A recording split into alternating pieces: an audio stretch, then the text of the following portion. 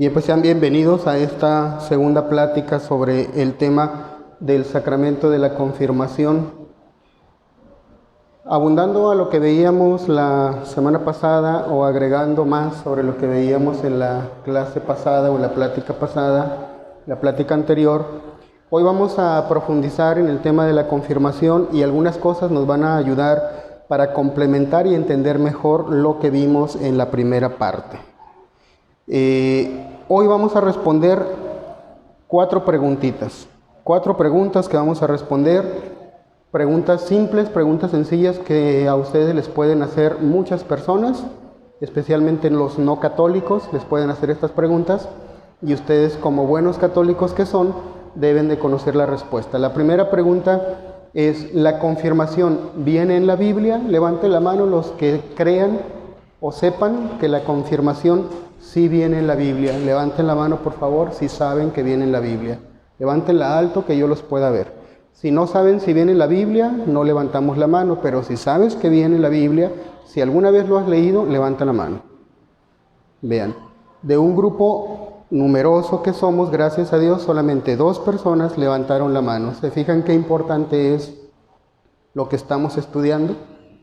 Y lo importante que es también no perdernos estas pláticas. Primera pregunta pues que vamos a responder: ¿la confirmación viene en la Biblia? Sí, sí viene en la Biblia, y el día de hoy vamos a aprender cómo es y dónde viene en la Biblia. Segunda pregunta que vamos a responder: ¿cuáles son los efectos de la confirmación en la persona que lo recibe? ¿Sí? ¿Cuáles son los efectos? ¿Qué produce la confirmación en el alma de la persona que recibe este sacramento? Porque todos los sacramentos, que son 7, como ustedes saben, producen un efecto en el alma. Bueno, pero cada uno produce un efecto diferente. Vamos a aprender cuáles son los efectos específicos que produce la confirmación. Tercera pregunta: ¿y qué hace el obispo durante la confirmación? Es decir, ¿cuáles son las ceremonias de la confirmación?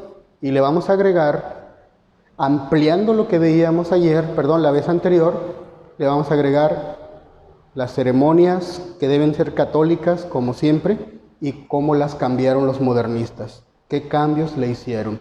¿Qué significan las ceremonias? ¿Qué ceremonias se deben hacer? ¿Qué significan? Y vamos a ver cómo las han cambiado los modernistas y cómo rompieron con el sentido del sacramento de la confirmación. Y cuarta y última pregunta que vamos a responder el día de hoy es: ¿por qué debe haber padrinos? ¿Por qué en la confirmación debe haber padrinos? ¿Qué características deben tener los padrinos? Y además de eso, la necesidad que tenemos de recibir la confirmación o de ser padrinos de confirmación en estado de gracia. Es decir, ¿por qué debemos estar confesados el día de la confirmación? Tanto los que se van a confirmar como los padrinos, de manera obligatoria y de manera muy conveniente, los papás de los que sean niños que se vayan a confirmar. Como ven ustedes, son 4 preguntas que vamos a ir respondiendo con el favor de Dios, y trataremos de agotar esto en el menor tiempo posible, tratando de cumplir nuestro compromiso que hicimos con ustedes de que esta plática no dure más allá de 1 hora. Esperemos con la gracia de Dios lograrlo.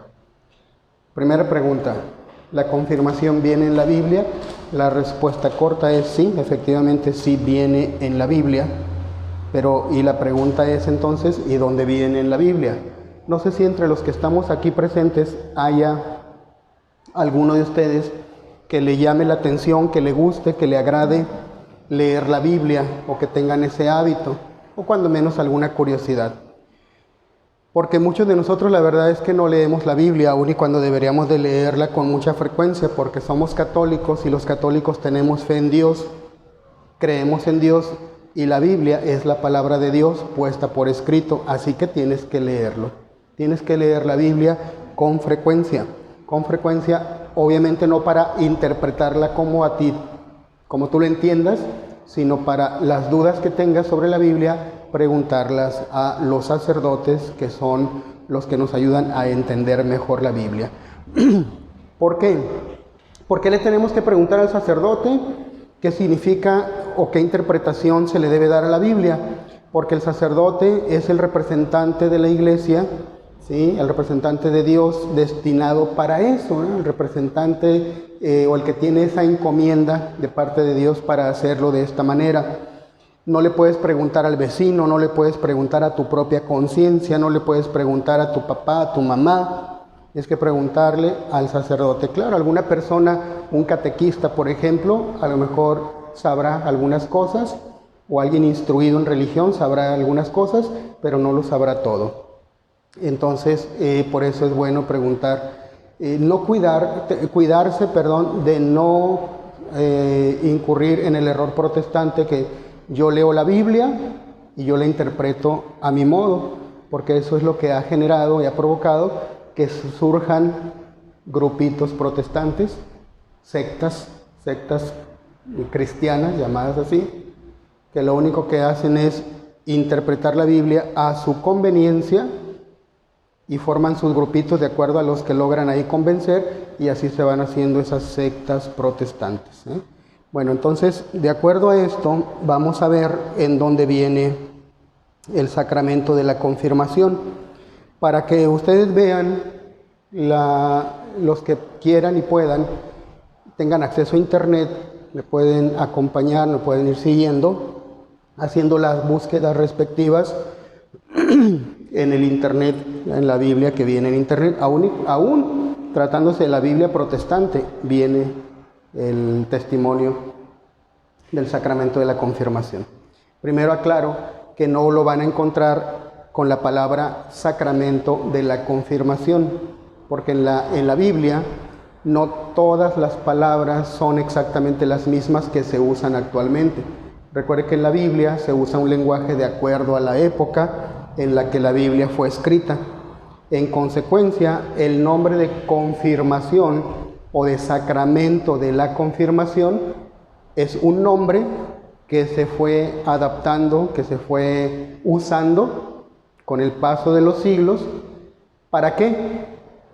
Para identificar el sacramento, que consiste en que un obispo, como lo vimos la vez anterior, tiene que ser un obispo, impone las manos sobre una persona que ya esté bautizada, y con esa imposición de manos más la unción, que es untar el santo crisma, un aceitito, decir las palabras o la fórmula del sacramento de la confirmación, entonces esa persona, por la imposición de manos, por la unción y por las palabras que dice un obispo, esa persona queda o recibe el Espíritu Santo. Todo ese acto de imposición de manos, de unción, de las palabras dichas por el obispo, para no describirlo así como yo se los estoy explicando en este momento, simplemente la Iglesia le empezó a dar el nombre de sacramento de la confirmación. ¿Sale? Por eso entonces en la Biblia ustedes se pueden desgastar y leer página por página y pasar el dedo sobre cada renglón de la Biblia si tuvieran tiempo de hacerlo, y nunca van a encontrar la palabra literal y exactamente que diga sacramento de la confirmación. No, pero lo que sí van a encontrar, y varias veces, como lo vamos a ver ahorita, obispos imponiendo las manos, ungiendo personas que ya están bautizadas, y esas personas reciben el Espíritu Santo. Eso es la confirmación. ¿Quieren saber dónde viene? Los que traen para hacer apuntes, preparen su bolígrafo. Si no raya, busca la manera de que raye para que no te falle. No me rayen la banca, por favor, nada más. Ahí les va. Hechos de los Apóstoles. Está en el Nuevo Testamento. Hechos de los Apóstoles, capítulo 8. Versículos 14 al 17. Hechos 8, del 14 al 17. Va a quedar grabado y lo van a tener ustedes ahí en su dispositivo electrónico. Hechos 8, 14 al 17. Y repito, si alguien quiere verificar conmigo el texto bíblico, con sus datos respectivos. Yo sé que no trajeron Biblia, pero la Biblia ya está en internet y si traen datos lo pueden verificar. Y vamos a leerlo, se los voy a leer. Y si alguien trae y lo quiere revisar, revíselo y me acompaña en la lectura. Hechos de los Apóstoles, capítulo 8, versículos 14 al 17. ¿Qué dice? Ahí les va. Por favor, muy atentos. Si el que está a tu lado ya se durmió, dale un codazo para que se despierte y ponga atención. Porque lo que sigue es indispensable que lo tengamos bien claro. ¿Va? Capítulo 8, versículos 14 al 17. Cuando los apóstoles que estaban en Jerusalén oyeron que los samaritanos habían recibido la palabra de Dios, enviaron a Pedro y a Juan. Estos, al llegar, oraron por ellos para que recibieran el Espíritu Santo, porque todavía no había descendido sobre ninguno de ellos, sino que solamente estaban bautizados en el nombre del Señor Jesús. Entonces les impusieron las manos y recibieron el Espíritu Santo. ¿Se fijan? La descripción de la confirmación. ¿Quiénes impusieron las manos? En base a lo que acabamos de leer, ¿quiénes fueron los que impusieron las manos? Los apóstoles Pedro y Juan. Pregunto, ¿Pedro y Juan eran sacerdotes o eran obispos? San Pedro y San Juan eran obispos, no eran simples sacerdotes. ¿Sí? Obviamente tenían los poderes sacerdotales, pero más que eso todavía eran obispos. ¿Y qué hicieron? Impusieron las manos sobre unas personas que antes ya habían sido bautizadas, y con esa imposición de las manos, esos que ya estaban bautizados recibieron el Espíritu Santo. ¿Se fijan la descripción de la confirmación? Por eso dije, no vas a encontrar literalmente las palabras sacramento de la confirmación, pero te está describiendo la escena. ¿Sí? Si cualquiera de ustedes le quiere escribir un correo electrónico, un mensaje de WhatsApp a una persona, avisándole, no sé, tal vez al abuelito que vive en otra ciudad, al papá que se fue a trabajar y que no pudo estar, y le escribieran un mensajito de lo que está pasando, de lo que va a pasar el domingo, que será la confirmación, lo que ustedes le escribirían sería algo muy semejante a lo que estamos leyendo en Hechos de los Apóstoles, capítulo 8, versículos 14 al 17. El obispo le impuso las manos y recibió el Espíritu Santo. Más o menos eso diríamos. Es lo mismo que viene aquí. Entonces, ¿viene en la Biblia la confirmación? Sí. ¿En qué cita bíblica viene? Hechos 8, del 14 al 17. Yéndonos un poquito más para atrás, recordemos que el sacramento de la confirmación es el sacramento en donde recibimos el Espíritu Santo, porque los apóstoles ya habían sido, los apóstoles fueron bautizados, sí. La Biblia no nos dice en qué momento exacto fueron bautizados cada uno de ellos, pero sabemos que fueron bautizados, ¿sí? por Cristo mismo probablemente, o se habrán bautizado unos a otros entre ellos mismos, o bautizados por Cristo, aunque nunca se dice en qué momento recibieron el bautismo. Yo les pregunto a ustedes, aun y cuando no sabemos cuándo los apóstoles fueron bautizados, sabemos, es pregunta, ¿sabemos cuándo los apóstoles fueron confirmados? ¿Sabemos eso? ¿Vendrá en la Biblia eso? ¿Cuándo fueron confirmados los apóstoles? ¿Cuándo recibieron los apóstoles la confirmación? Exactamente. Por ahí escuché la palabra y fue la palabra correcta, en Pentecostés. ¿Sí? Entonces, ¿quién les impuso las manos? Bueno, es que ahí, como apenas se estaba instituyendo el sacramento, todavía no se ponían en práctica todas las ceremonias. Y allí en el caso de los apóstoles, en el día de Pentecostés, acuérdense ustedes, estaban cerrados los apóstoles, estaban encerrados en el mismo lugar donde fue la última cena con Cristo. La tradición dice que en ese mismo lugar estaban reunidos los 12 apóstoles, y entonces el día de Pentecostés, son como 50 días después de la resurrección, llegó un viento impetuoso que sacudió toda la casa. Nosotros nos imaginamos que eran esos vendavales, esos aironazos que a veces hay en toda la ciudad. No, no eran de esos. Era un aironazo, sí, tremendo, sí, pero no en toda la ciudad. Lo curioso es, lo extraño y milagroso es que ese aire nada más estaba alrededor de la casa donde estaban los apóstoles. Por eso la gente que estaba afuera, que eran muchos, porque habían ido a la fiesta de Pentecostés, que es una fiesta judía, originalmente es una fiesta judía, pues se sorprendieron. Imagínense ustedes, Año Nuevo en Acapulco, repleto de gente, Semana Santa en Acapulco, repleto de gente, y que de pronto en un edificio haya una especie de remolino, un aire impetuoso. ¿Ustedes creen que los turistas no se iban a sentir atraídos por la curiosidad? ¿Qué está pasando? Vamos a ver. Bueno, pues algo parecido es lo que ocurrió. Según los apóstoles, muy escondiditos, según ellos. Pero resulta que ese día de Pentecostés, encerraditos ahí en el cenáculo, viene ese viento impetuoso, la gente de afuera les llama la atención y se acercan a ver qué pasa.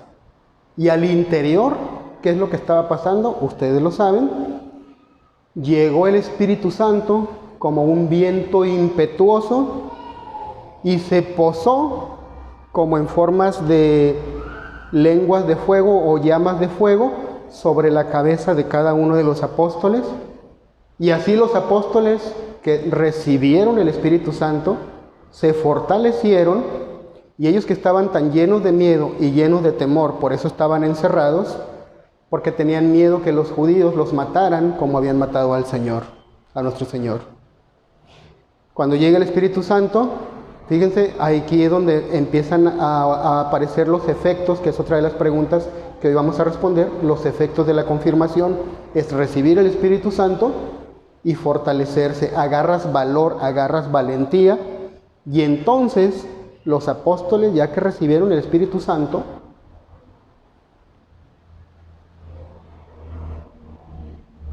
se sintieron tan fortalecidos que abrieron las puertas, salieron y se pusieron a predicar al montón de curiosos que se habían reunido allí para ver qué pasaba. Oye, hay lumbre allá adentro, se ven llamas, por las ventanas se mira, pero qué raro, porque hay llamas de fuego, pero también hay un viento. ¿Cómo el viento no las apaga? Era el Espíritu Santo.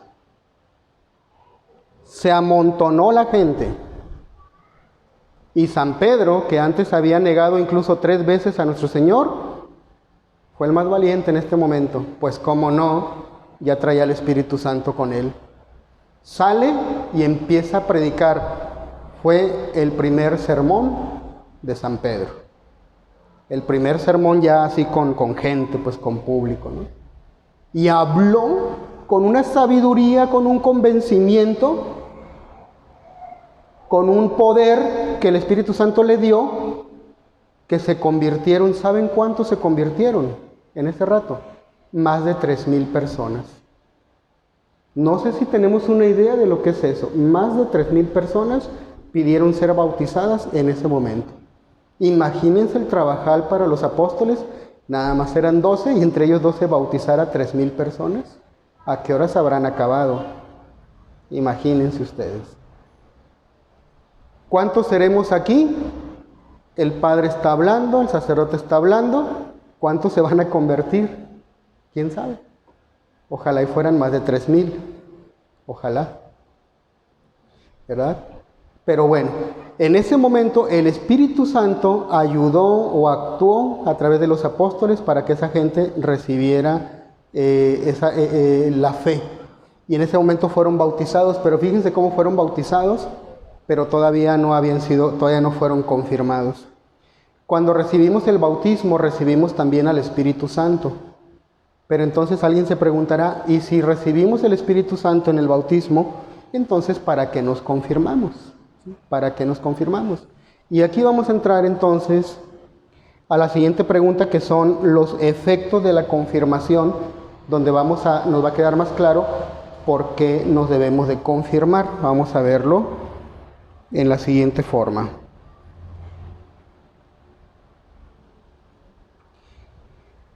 El bautismo se nos da para lograr la salvación personal, pero la confirmación busca también un compromiso del cristiano que es enviado a una misión especial y con una gran responsabilidad de defender la fe, llevarla a los demás a través del apostolado y ser testigo de Jesucristo con la palabra y el buen ejemplo.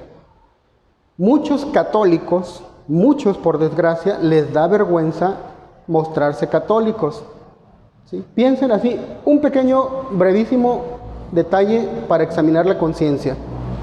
Cuando vas a comer, ¿bendices los alimentos? Yo veo que varios mueven la cabeza afirmativamente, no todos la asintieron. De los que no movimos la cabeza, una de dos, o simplemente respondimos con la mente y no con la cabeza, o no rezamos cuando comemos.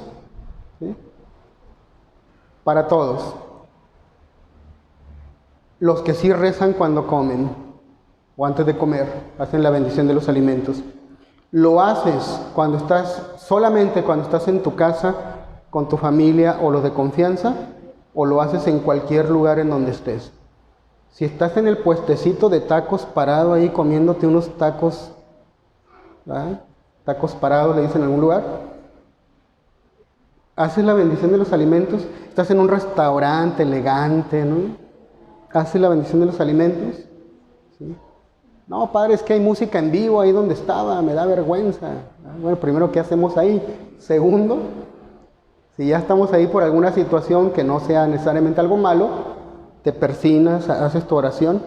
Bueno, ¿por qué les pongo ese ejemplo? Porque muchas de las veces nos da vergüenza que se nos note que somos católicos. Nos da vergüenza y por eso no nos persignamos, no rezamos antes de comer. Bueno, pues el sacramento de la confirmación, ahí nos damos cuenta por qué es tan importante, porque el sacramento de la confirmación te da ese valor, te da esa fuerza, te da esa valentía, como se la dio a los apóstoles. ¿Se acuerdan que les acabo de platicar? Que los apóstoles tenían miedo y cuando recibieron el Espíritu Santo, valientes. Bueno, es que eso se necesita. Si no hubieran recibido el Espíritu Santo, los apóstoles, sabrá Dios cuánto tiempo más se lo hubieran pasado encerrados, llenos de miedo. Pero es necesario que venga el Espíritu Santo para infundir ese valor en los ya bautizados y que salgan a dar la cara, a defender la fe cristiana y ayuden a que otras almas se conviertan y se salven. Por eso hay que confirmarse. Porque si no te confirmas, todo el tiempo vas a quedarte como un católico de esos miedosos, de esos timoratos, de esos penosos, que siempre se la pasan como ocultándose, como si no quisieran que la gente se enterara de que son católicos. Entonces, esos son los efectos de la confirmación, que recibimos el Espíritu Santo y con ello la fortaleza para confesar públicamente la fe en Jesucristo nuestro Señor y en su iglesia, la única iglesia que Él fundó, que es la Iglesia Católica. Tercera pregunta, ya con esto hemos respondido a dos preguntas. Si la confirmación viene en la Biblia y cuáles son los efectos de la confirmación. Y hemos llegado ya a la mitad de las preguntas que nos hemos propuesto responder. Avancemos ahora hacia la segunda mitad. Tercera pregunta, ¿cuáles son las ceremonias de la confirmación y qué cambios le hicieron los modernistas? ¿Cuáles son las ceremonias de la confirmación? ¿Qué significan esas ceremonias? ¿Y qué cambios hicieron los modernistas? Para eso vamos a verificarlo en este libro que ustedes pueden descargar de internet si gustan. Se los recomiendo, buenísimo. Se llama Curso Superior de Religión, por el Reverendo Padre Rafael Faría. Repito el nombre, Curso Superior de Religión. Si no lo encuentras, mándame un mensaje y te mando el enlace en donde puedes descargar gratuitamente este libro. Este libro te enseña prácticamente todo lo que es la doctrina cristiana de una forma sencilla, pero a la vez profunda. Maravilloso este libro. Déjenme, les doy un dato más que quizás los anime a leer y hasta estudiar este libro. Este libro es un libro que se usa en los seminarios. O sea que si tú agarras un libro de este y te pones a estudiarlo, puedes lograr tener un conocimiento, que tu conocimiento sobre religión se acerque a lo que estudian en los seminarios. Hablo de los seminarios tradicionales, porque los seminarios modernistas ya no estudian esto. Ojalá lo estudiaran, ¿sí? Ojalá, estudian otras cosas. Incluso en colegios para laicos, pero colegios ya superiores, hablar de universidades, ¿sí? O preparatorias ya en los últimos, en los cursos avanzados. Una cosa maravillosa, se lo recomiendo. Bueno, ¿qué dice el libro sobre las ceremonias de la confirmación? Repito el nombre del libro, Curso Superior de Religión. Dice lo siguiente, hablando de la necesidad, obligaciones y ceremonias. Voy a leer sobre las tres cosas porque todo es interesante y refuerza incluso lo que ya hemos platicado. Primero, hay necesidad de recibir la confirmación para que podamos ser perfectos cristianos. Si nada más te bautizas pero no te confirmas, no eres todavía un perfecto cristiano. Y además con la confirmación tendrás fuerza para vencer a los enemigos de tu salvación. Hay muchas tentaciones, hay muchas cosas bien feas que nos alejan de Dios. La confirmación nos ayuda a vencer a esos enemigos. Cometería pecado mortal, atención con esto, quien dejara de recibir la confirmación por desprecio a este sacramento. No es tan necesario, no lo recibo. Si desprecias el sacramento, es pecado mortal. O también si lo desprecia con escándalo o teniendo necesidad de ella para asegurar la salvación. Es decir, no te quieres confirmar no por desprecio al sacramento, simplemente por negligencia, porque te da lo mismo, por indiferencia, no por desprecio. Pero si con eso das mal ejemplo, vamos a suponer, una familia tiene tres hermanitos, tres hermanos, y mamá o papá dice, hay que confirmarse, porque no están confirmados. Y uno de ellos nomás por flojo, dice, yo no. Está dando escándalo y es pecado, aunque no lo haga por desprecio, es pecado porque está dando un mal ejemplo, o sea, un escándalo, y puede provocar que sus hermanitos, que sí se quieren confirmar, o que sí quieren obedecer a su mamá o a su papá, terminen diciendo, no, pues si el Paco no se quiere confirmar, yo tampoco. Eso es un mal ejemplo, es un escándalo. Y también pecaría, obviamente, el que da ese mal ejemplo. Bueno.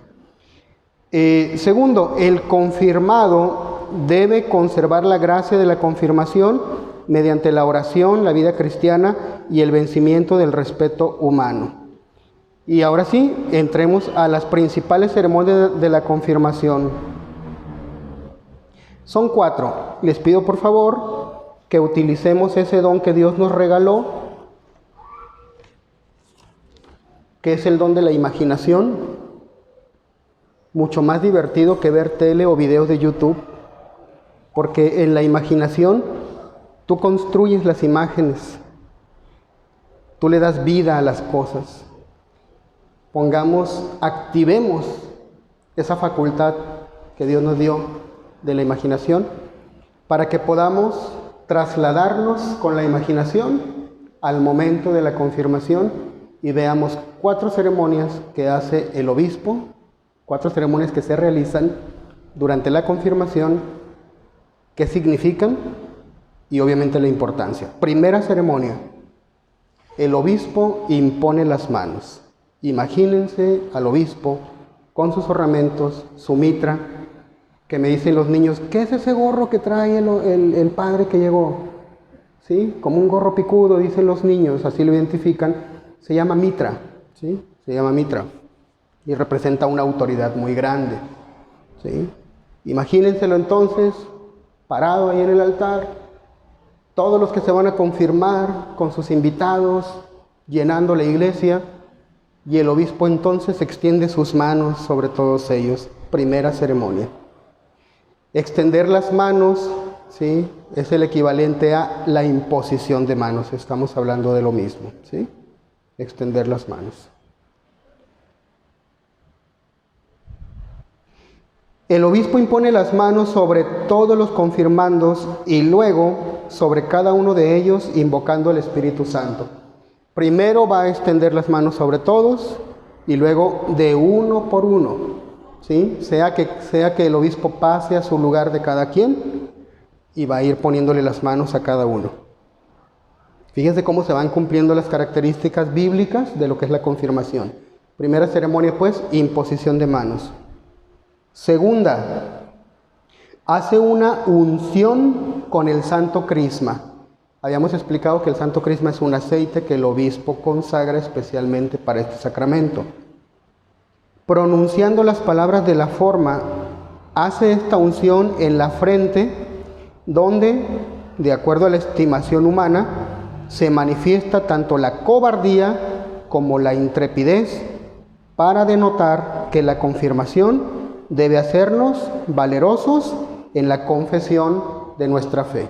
Es en la frente, porque es donde nos sentimos orgullosos de lo que somos, ¿sí?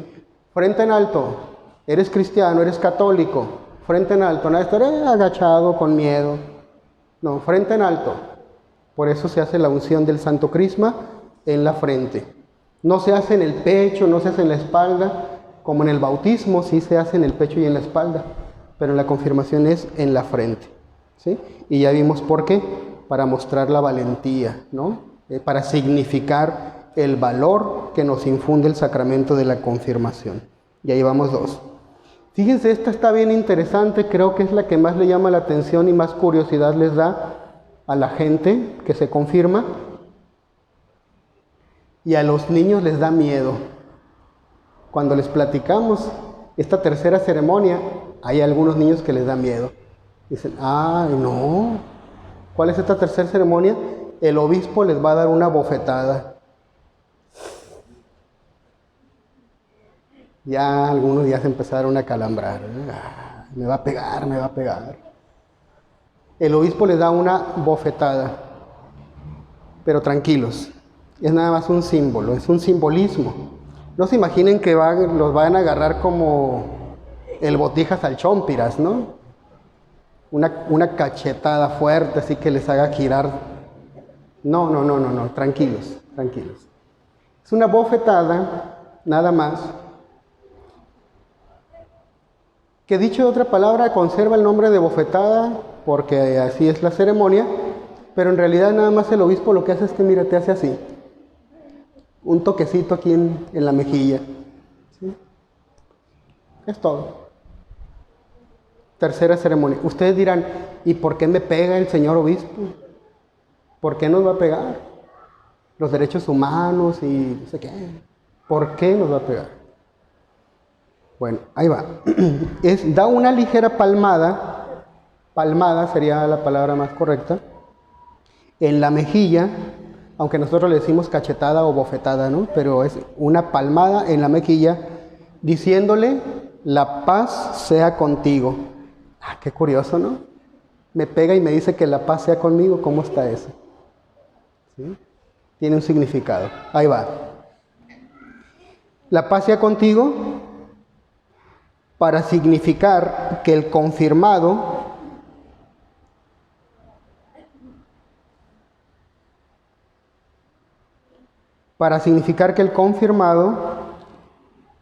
como buen soldado de Cristo, debe estar listo a soportar por Cristo todo sufrimiento y afrenta.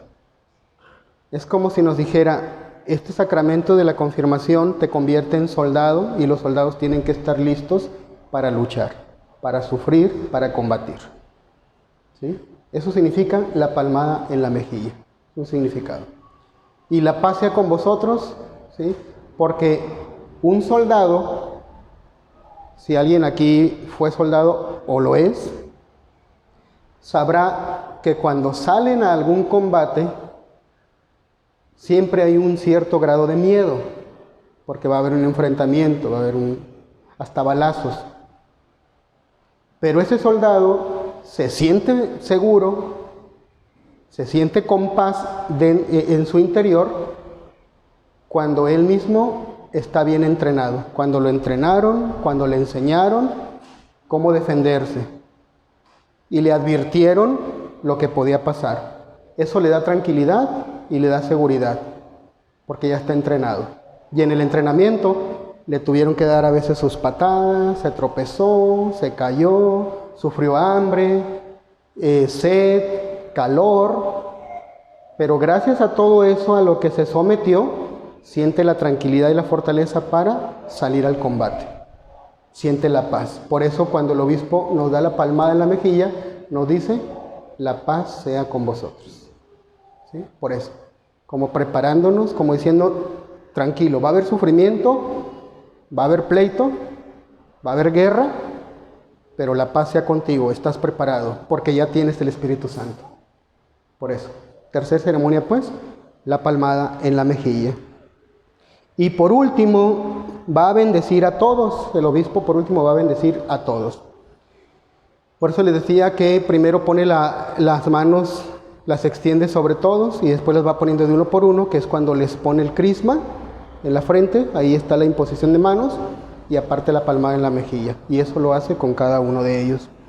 Por último, repito, bendice a todos los confirmandos. Ni en esta última bendición ni en la imposición general de las manos sobre todos los confirmandos son esenciales al sacramento, pero sí contribuyen al mayor fruto de este. La imposición esencial es la que el obispo efectúa sobre cada uno al tiempo de la unción, ¿sí? Que es lo que acabo de explicar. Entonces ahí está. La tercera pregunta ha quedado ya respondida, pero nos falta un aspecto de esta misma pregunta. ¿Qué cambios le hicieron los modernistas? ¿Qué cambios le hicieron? Fíjense bien. Para esto voy a tener que, ahora sí, no lo hice la vez pasada, pero hoy ya con un poquito más ahí de manejo en los tiempos, alcanzo, gracias a Dios, a decirles cuáles son los cambios que le hicieron en el modernismo, para que ustedes vean por qué la confirmación en el modernismo es dudosa, es inválida o al menos es dudosa. Lo que cambiaron, primero, la imposición de manos, sí se siguen poniendo las manos, eso no lo cambiaron. El santo crisma. El santo crisma. Les invito a que vean un video que está en YouTube, si quieren también se los puedo mandar, de cuando Bergoglio, Jorge Mario Bergoglio, llamado por los modernistas el Papa Francisco, está, entre comillas, administrando el sacramento de la confirmación. Les explicaba yo en la plática anterior que el obispo agarra el crisma, toma el crisma con su dedo pulgar y hace una señal de la cruz sobre la frente de los confirmandos diciendo las frases o la fórmula sacramental, que es Signo te, signo crucis, et confirmo te crismate salutis, in nomine Patris, et Filii, et Spiritus Sancti. Amén. ¿Sí? Profesor, ¿puede pasar un momento aquí al frente, por favor? Me va a ayudar para que lo visualicemos. El obispo toma el santo crisma y va a hacer esto. Signo te, signo crucis, et confirmo te crismate salutis, in nomine Patris, et Filii, et Spiritus Sancti. Amén. Pax tecum. Eso es lo que va a hacer el obispo. No se vaya. ¿Cómo lo hacen los modernistas? Así es como se debe de hacer. ¿Cómo le hacen los modernistas? Cambiaron la fórmula. Se las voy a leer, la fórmula actual del modernismo, que ustedes la pueden comprobar en la página católica modernista que se llama CatholicNet. CatholicNet. El obispo, si usa crisma o no, supongamos que sí lo usa. Bergoglio, Papa Francisco, mal llamado Papa Francisco, en el video que les comento, que repito, se los puedo compartir si así me lo solicitan, toma el aceitito y hace esto, miren. Y les dice, recibe por esta señal el don del Espíritu Santo. Pero fíjense lo que está haciendo. Nada más como untando, no hace cruz. No hace cruz. No dijo las palabras sacramentales. Y por último, la paz sea contigo, y la bofetada tampoco la da. Lo que hace es que le da un beso en la mejilla. Y ya después de eso, ya se puede ir. El video es revelador. Está la gente subiendo las escalinatas o parte de las escalinatas, las escaleras que dan a la entrada de la plaza de San Pedro en Roma. Francisco sentado y la gente sube, le llena así de aceite la frente, diciendo, recibe por esta señal el don del Espíritu Santo, sin hacer cruz, y finalmente les da un beso. ¿Se fijan cómo se rompe completamente el sentido del sacramento de la confirmación? Oye, si es para recibir el Espíritu Santo, ¿por qué cambias la fórmula?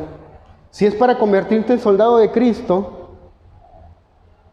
y Cristo murió en la cruz, ¿por qué no marcarle la cruz en la frente para que se sienta orgulloso de ser seguidor de Cristo? Y finalmente, si es un soldado de Cristo que se va a enfrentar a la guerra, una lucha espiritual, ¿qué tiene que ver el beso? No lo está preparando para una lucha espiritual, sino para otra cosa. ¿Sí? ¿Quién sabe para qué?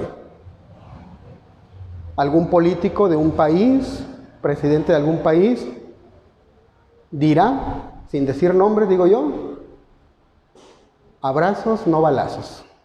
¿Verdad? O sea, está todo tergiversado. Vean cómo se cambia el sentido de la confirmación. Por eso alguien que se confirmó en el modernismo, y si se siguieron estos ritos tergiversados de lo que es el rito católico, muy probablemente usted no esté confirmado. Y respondo la tercera pregunta y llego a la última. La razón de ser de los padrinos y por qué debemos estar confesados. Los padrinos. ¿Qué tienen que ver los padrinos y por qué debe de haber padrinos? Vamos a ver la respuesta a esto.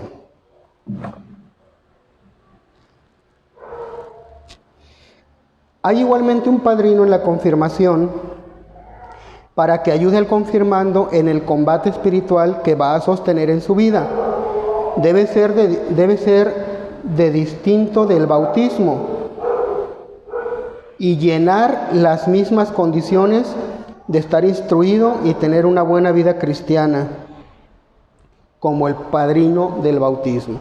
Entonces se recomienda que sean diferentes, que el padrino de bautismo no sea el mismo padrino que el de la confirmación. Se recomienda. Se entiende que a veces hay circunstancias en que no es fácil encontrar un padrino para una cosa y otro para otra, ¿sí? Y nada más es cuestión de pedirle permiso al párroco, al padre. Oiga, padre, ¿puedo tener el mismo padrino que fue el del bautismo? Ya explicarán sus razones y demás. Y generalmente se les aprueba esto porque no es tan estrictamente esencial, ¿sí? Pero sí es muy conveniente que sean dos padrinos diferentes. Si vas a bautizarte y confirmar, que sean dos padrinos diferentes. Aquí agrego yo, bueno, una explicación que hay que agregar, que si es mujer la que se va a confirmar, debe llevar madrina. Y si es varón, debe de llevar padrino. Ustedes me dirán, ¿y por qué eso? Muy válida la pregunta si ustedes me la hacen. ¿Por qué padrino para los niños, madrina para las niñas? Es muy simple. Porque como es una lucha espiritual la que se va a dar, la confirmación te prepara para una lucha espiritual, En consecuencia, ustedes saben que la lucha espiritual que da el hombre no es la misma lucha espiritual que da la mujer. La mujer tiene unas tentaciones muy diferentes a las tentaciones que tiene el hombre. Por poner simplemente un ejemplo de cada uno, el hombre tiene tentaciones muy fuertes al pecado de la impureza. Ver una mujer o una imagen de alguna mujer atractiva es sumamente perturbador para el hombre. Esa es la tentación más frecuente y más fuerte en el hombre. ¿Sí? La tentación más fuerte en la mujer, la vanidad.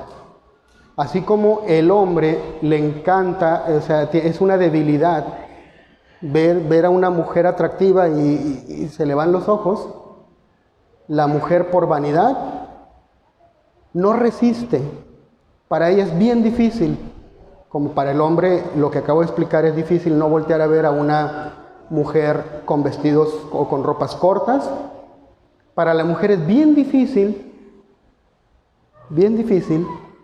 casi el mismo grado de fuerza en la tentación, pasar frente a un espejo y no verse, a ver cómo me veo. Y ya se rieron varios porque saben que es cierto. Así, entonces, si las tentaciones del hombre son muy diferentes a las tentaciones de la mujer, imagínense si la iglesia previsora no hubiera tomado en cuenta esto. Imagínense una madrina de confirmación con un hombre. Primero, ¿con qué confianza le va a decir el ahijado a la madrina? Tengo estos problemas, ¿no? Tengo estas tentaciones. Primero, qué vergüenza platicarle algo así a tu madrina. Pero si es un hombre, pues como hombre me entiende, ¿no? ¿Sí? ¿Qué consejo me puede dar esa madrina ante una tentación así? ¿Sí? Consejos de mujer, ¿no? Respeta las cosas, ¿no? Que no son malas, pero que no son lo que el hombre necesita. Mismo caso, si fuera una mujer con un padrino, pues el padrino no sabría para empezar ni le entiende. ¿Qué? Porque el hombre es diferente en su forma de pensar, ¿no? Su cerebro, pues, reacciona muy diferente al cerebro de la mujer. Entonces, como hombres y mujeres somos diferentes, por eso hombres deben llevar padrino, mujeres deben de llevar madrina, ¿sí? Y obviamente padrino y madrina deben estar ya bautizados y confirmados. Como les acabo de explicar, con todo lo que hasta aquí hemos visto, resulta evidente que si vamos a recibir el Espíritu Santo, y el Espíritu Santo es Dios, y es la tercera persona de la Santísima Trinidad, ahora díganme ustedes, ¿podemos recibir al Espíritu Santo teniendo pecado en el alma? No. El catecismo dice claramente,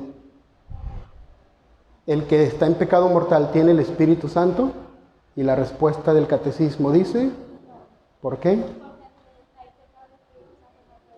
Exactamente. No, porque donde hay pecado, el Espíritu Santo no puede estar. Entonces, de aquí viene la importancia de que se tiene o nos tenemos que confesar para recibir el sacramento de la confirmación, ¿sí? Por eso las confesiones, por eso hemos preparado, hemos programado para el sábado la tercera plática y las confesiones, de las 6 de la tarde hasta que el cuerpo aguante, hasta que terminemos, ¿sí? Hasta que terminemos. Porque sin que me lo hayan dicho, sé por lo que normalmente pasa, que hay veces que si no nos vamos a confirmar, no nos confesamos. Y ya vemos quienes duramos años sin confesarnos. Llevamos años sin confesarnos. Así que prepárate para que hagas una buena confesión. El que se va a confirmar, obviamente, porque va a recibir al Espíritu Santo, y el que va a ser padrino, obviamente, porque si vas a guiar a tu ahijado, no lo puedes guiar estando tú mismo en pecado, ¿no? No hay una buena guía ni un buen ejemplo allí. Por eso decíamos, de manera preceptiva o, digamos, voy a decir que es por obligación, aunque la palabra no me gusta, más bien debería ser por convicción, por convencimiento, ¿sí?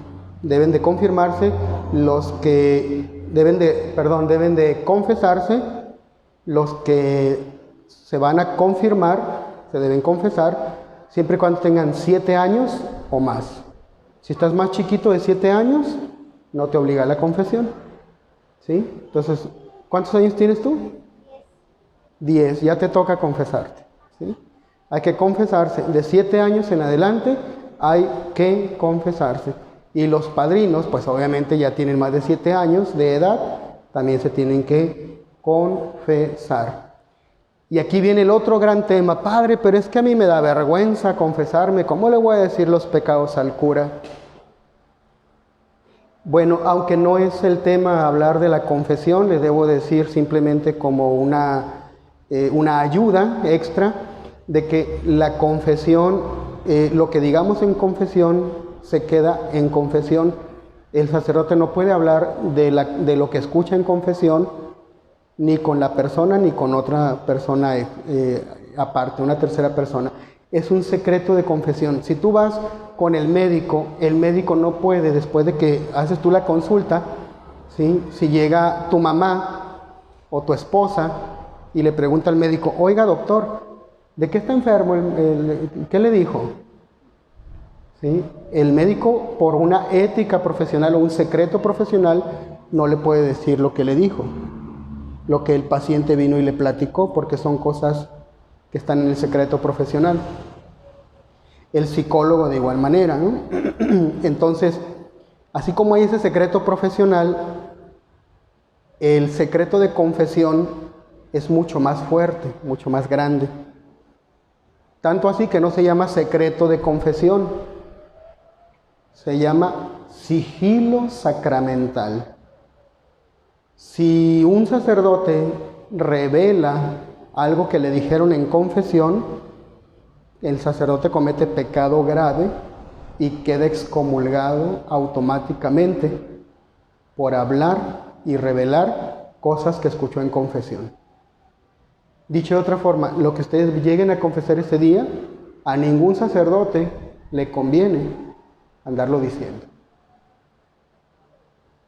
porque nos hacemos daño nosotros mismos. Es como aplicarnos una excomunión nosotros. Entonces no. ¿Y saben qué es lo triste o lo grave? Para que tengan más confianza al momento de confesarse, que ese pecado no lo puede perdonar nadie. El único que lo puede perdonar es el Papa. Y como ahorita no hay Papa legítimo, estamos arruinados. Por eso, mira, calladito. Y el sacramento de la confesión sagrado, ¿sagrado qué es? Tenemos la estricta obligación de respetar, bajo pena de excomunión, el secreto de confesión, o mejor dicho, el sigilo sacramental. Cristo le dejó el poder a los apóstoles y los apóstoles se lo transmitieron a los sacerdotes para perdonar los pecados. Así que no te perdona el sacerdote, quien te perdona es Dios, pero a través del sacramento de la confirmación.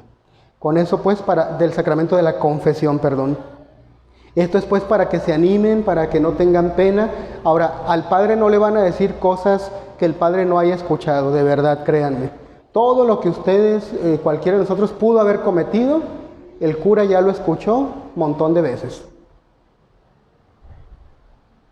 Muchas veces. Lo que sea.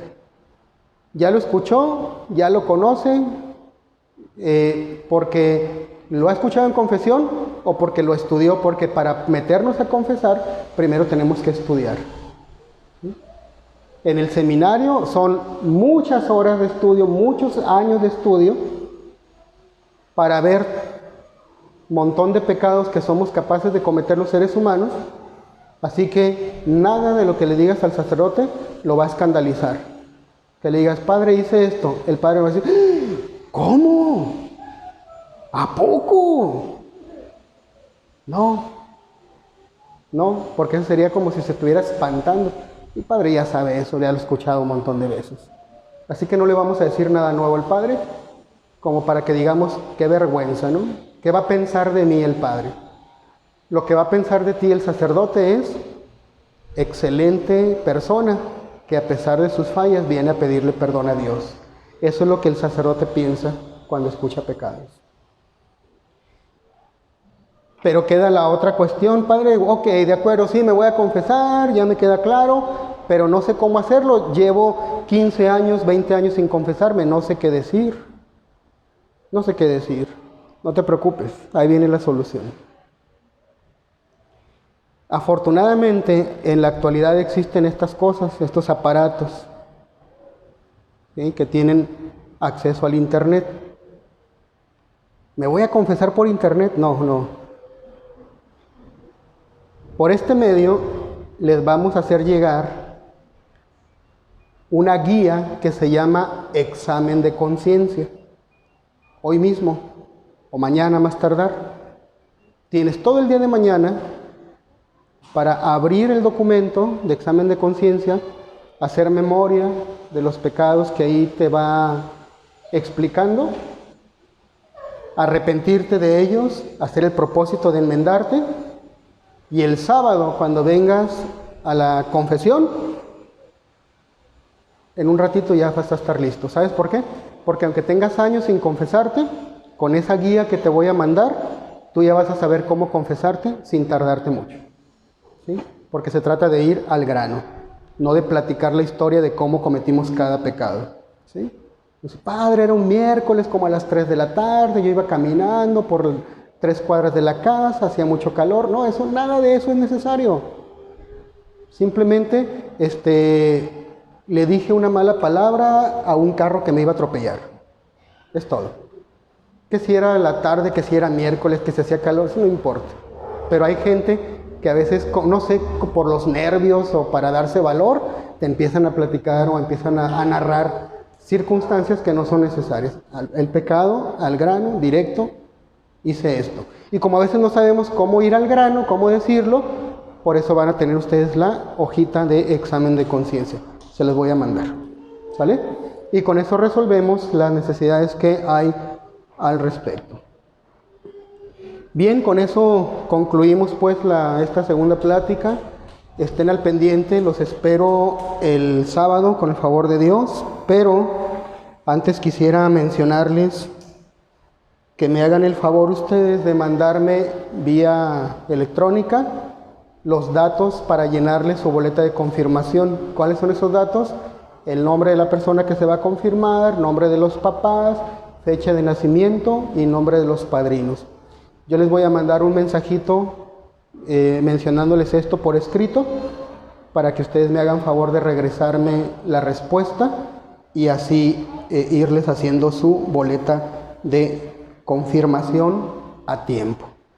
Bien, pues muchas gracias. Como lo habíamos propuesto, menos de 1 hora. Faltan 3 minutos para que se complete la hora y hemos terminado, gracias a Dios. Vamos a volver a mandar esta plática vía electrónica como la anterior, por si alguien por ahí se distrajo en algún momento, pero sobre todo para que la escuchen los que no vinieron. Pongámonos pues de rodillas para terminar con una oración.